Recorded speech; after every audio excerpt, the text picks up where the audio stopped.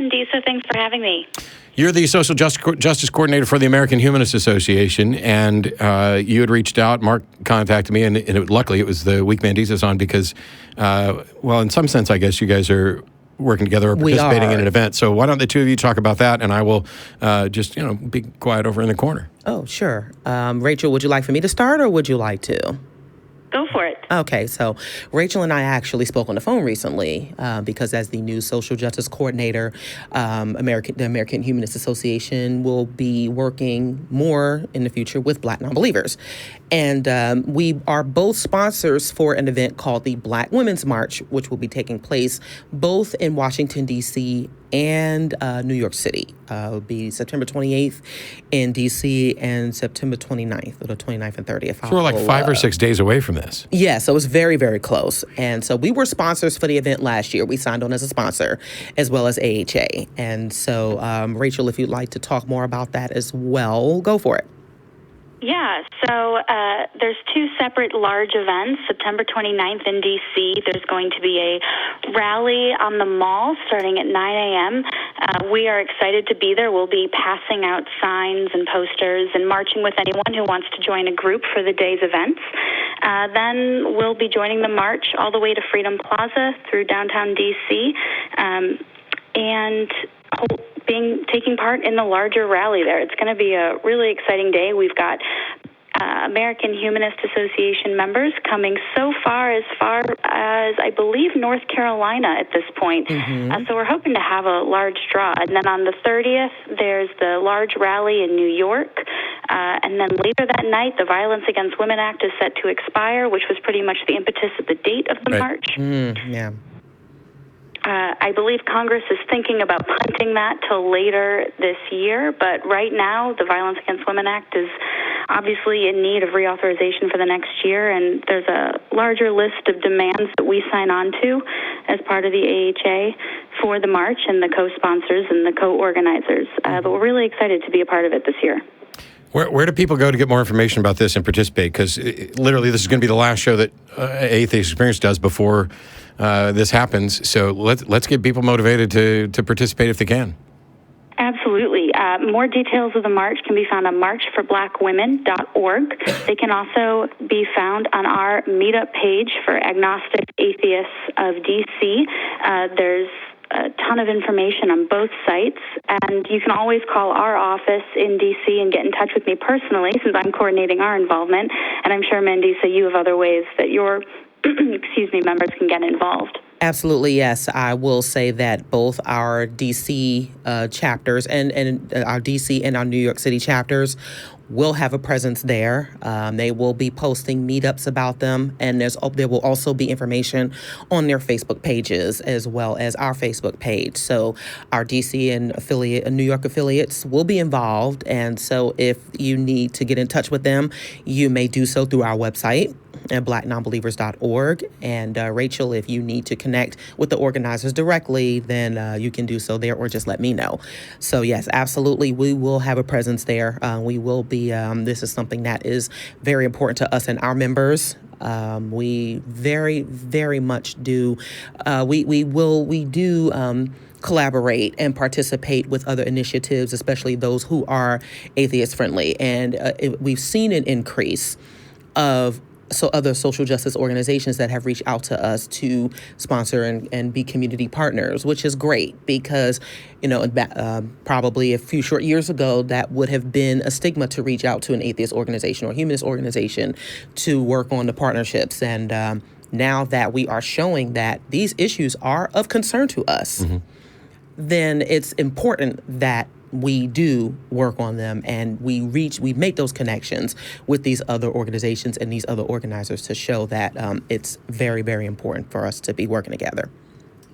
Well, unless you've got something to add, Rachel, thanks for calling in and putting up with the phone system in order to get that information out. And we hope that the events are successful. And by all means, reach out to us again whenever there's anything else we can help promote.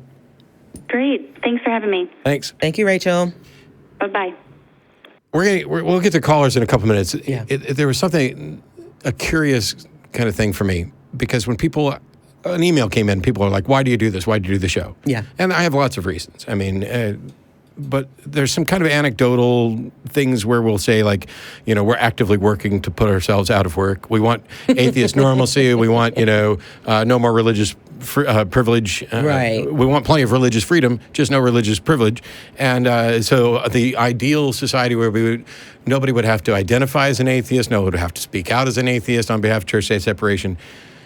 And the practical reality is, I don't for a second think that that's going to happen in my lifetime. Right. I don't think religion's ever going to completely go away. I'm hoping that it diminishes to the point where it's something we no longer have to focus on. Yes. I'm going to take this in a similar direction, but slightly different. Despite what some jackasses might think, we are not living in a post-racist society. Yeah. Racism is still alive and well. It may not be exactly the same or have the same impact as, 100 years ago or 50 years ago or 1,000 years ago. Right. We're not there. I also think that, given kind of what we understand about humans, the foundations of racism are probably unlikely to go away ever for good. Even if we all became a wonderful kind of mocha latte color. Right. We're going to find something else to divide us. Knowing that, because I know some people will say, why do you need a black non-believers group? Why can't you just have a non-believers group? We've heard that before. and I understand. I would hope that most of the audience does, and I'll let you address this, why it's necessary to have this. But I wonder, do you see a time when where we might build the community such that the division is no longer necessary, or is the division always going to be necessary just because of the human nature that there's still going to be, it's like you can have your skeptics group and you can only talk about UFOs and Bigfoot and never talk about religion. And you have a different skeptic group where that talks about religion and everything else. Where are we going? Are we all going to be on the same page, or is there just always going to be enough difference, just not even with respect to gender or color or anything else, where we need our different clubs that overlap. Yeah. And so I think it's important for us to not look at this as differences or divisions, but expansions. That even as atheists, we have different points of view, and that there are different things that we care about. So it is important for us to homogeny, this appearance of homogeny, that, things, especially when we know that there are still issues that are crucial to our communities. It is important to highlight those differences. And yes, the foundations of is even if we tackle these issues of racism and sexism and misogyny and patriarchy, the microaggressions that come along with those foundations still need to be addressed, so that even if someone doesn't think they're racist, who they may point to as the authority figures still makes a difference. Yeah. So it's more like the de facto, and understanding that we are still overcoming a lot of these issues, because now we're at a place where people are still getting very emotional about it, or they just don't want to talk about it at all. And that certainly is a barrier to progress. We talk about on the show, we talk about religious belief all the time, and I've engaged with countless theists, and there's always going to be a segment of them that take it very personally, that I'm not a fan of their God or their beliefs or whatever, because it gets to the core of who they are and that identity. We see the same thing. There's the subtle racism of lowered expectations. There's the difference between explicit racism, hatred and bigotry, and implicit systemic racism. Right. And I think one of the things that's happened that's kind of been unfortunate is that in some of the discussions, as we talk more about it, people just use the one word, racism, racist, talking about a variety of different things. And so the person who, and I'm not just talking about the guy that's got, hey, I've got a black friend, but the person who legitimately thinks that they don't judge people based on gender or skin color or anything else. Right. They are not only convinced themselves that they're not racist, and they may not be a racist in the capital thing, but they've managed to convince themselves that they cannot do things and support things that are racist. And if you look at it in the sense that anything that is unjustly favoritizing or devaluing any particular group is a bigotry, even if that wasn't the intent. Yes. So yesterday, during the talk, I had asked how many people knew who Dr. Carter G. Woodson was. I know now. Yes. But the point was that no one's hand in the room went up No one. And when we're talking about the scope of information within the atheist and secular community as to who is represented, the fact that hardly anyone knew that, and people still don't think that there have been contributions by blacks in American history or history period.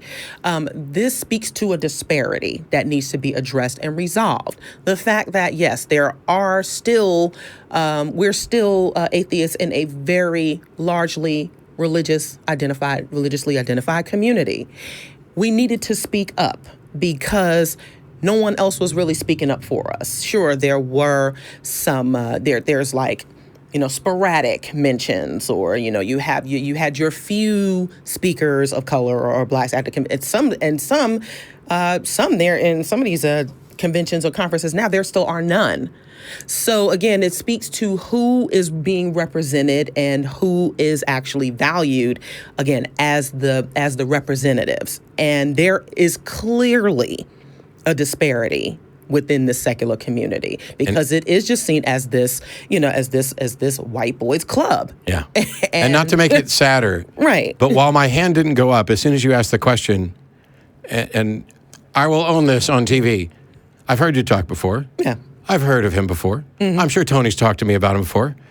And despite that, it doesn't resonate as something that I retain. Right. Because there's not enough confirmation, because there's not attention given to the contributions of black non-believers throughout history.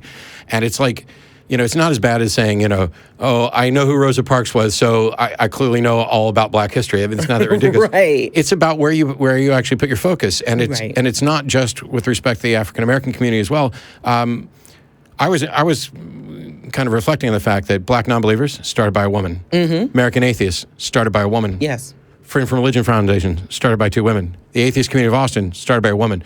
These organizations are often, it's like there's some guys out here waiting for you to start something so we can come in and take it over. Run it over. And I'll tell you, when you said that everyone loves me, not everyone does, because I have had to... I said all decent people. Yes, decent people. Those other sons of bitches can rot in hell.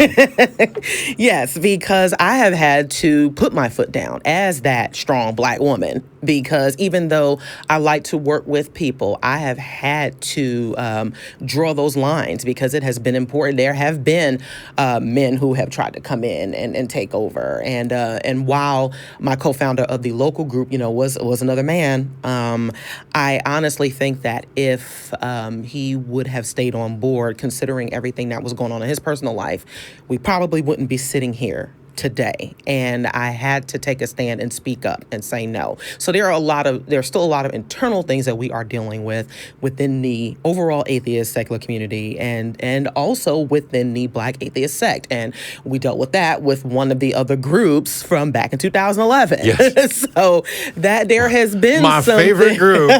Yes, there have been some very, very trying times over the years, but I think, remaining consistent and keeping us in the narrative, or making sure that we remain consistent, featuring our members, featuring those speakers that were producing content within the black atheist sect of the community. And also, again, continuing to participate and collaborate with other organizations to say, hey, y'all need to, we weren't going to wait for us to be included. We had to do something about it. And that was really, really to me. I am very, very action-based, very solutions-based, and execution-based. So if we're going to make it happen, then we need to do it. So we got a call-in show, and there's a lot of callers waiting. Wow. I want to make sure that I don't actually skip this. Tell everybody how and where they can find you, how and where they can support you. Hopefully some of the callers will have additional questions, and I'm going to let you chew through both kinds of calls. Absolutely, yes. I'm looking forward to those. So the main place to support us is at blacknonbelievers.org. We are all over the web. Please do take a look at our website. There is a donate button there too. We do need your support. As I alluded to recently, I was, in addition to developing Black non-believers, up until March, I was still working full-time. So I recently took the leap into full-time activism and growing the movement. And so I created a Patreon for myself to where I post community building content as well as atheism-ish conference content. So I'm not afraid to use that word either. Yeah. So I and you get to hear some of my very unorthodox thoughts and some of the things that I've been through, like in my life experience and what I go through with my kids. My kids are just like, yeah, mom, whatever. They're just like they're some funny human beings. So I post some anecdotes there as well as some tips there, and so this is a way for people to get to know a more in-depth side of me. I actually love that because when I think of you and when I think, I wish you'd have been on the show 100 times in the last few years, because when I think about, okay, who should we have up here and who can people learn from? Yes. Normally, the first thing I go to when it's like, what can people learn from Mandisa? Yes, of course, you can learn about the contributions of Black non-believers through history, and you can learn that from a bunch of people. And yes, you can learn about what the actual lived experiences are of people and why we need Black non-believers and everything else. Yes. Certainly, those are the prime things. Yes. And I don't feel remotely bad about it. But the other thing that strikes me immediately after that is you started an organization and built it. Yes. Mm-hmm. That is what more people need to learn. Yes. Because the atheist community of Austin, I mean, okay, we appreciate your support, and we've got our Patreons, and we're doing shows, and, I've done this show for 14 years. We don't want anybody abandoning us. Right. But we're doing fine. Yeah.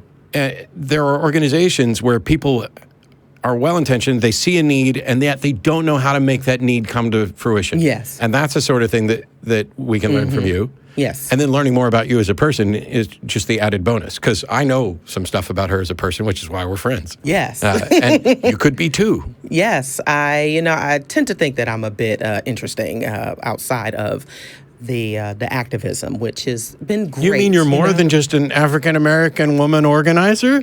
Oh my gosh. Yes. But what's good about that is it really, really gives people, the one thing I just love about you, Matt, is that when people come up to you and they talk to you, you're very, very open and candid with them. And I've always appreciated that. That backfires sometimes too. Yeah, sometimes it does, but we kind of take those and we keep going. But I really do like, because I don't see myself as, people say I'm a celebrity, and it feels so weird to me, because I'm like, I don't see myself as a celebrity or someone who is on this platform where I'm untouchable.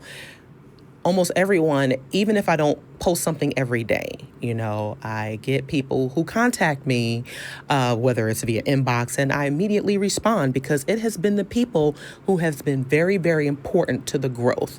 There was a need for it, and people really do say, thank you. And then when they ask me questions about certain things, because I identified as pan or omnisexual a couple of years ago, and so when people ask those questions of me, I responded, because it helps, it helps satisfy people's curiosity, and perhaps they're even, reflecting on it themselves. And if what I am doing, if me being active encourages others to do the same, because we now have organizers who are now coming into their own, they're developing their skills, and hopefully I'm helping them with that. If more people are encouraged to speak out, if they're encouraged to come out to their families and participate and get involved, that was what was important to me. There was a need for it, and it also helped me personally. So, and it rings out. Yes. Nobody's a perfect lie detector, but we can detect, we can see the people who are passionate activists, who are being open and honest. You can reflect that. You can tell when somebody's being fake. Yeah. And so I'm just going to give you a massive amen. Thank you. To that. And we'll start taking some callers, because we got just less than an hour left in the show. Let's see. Tracy in California.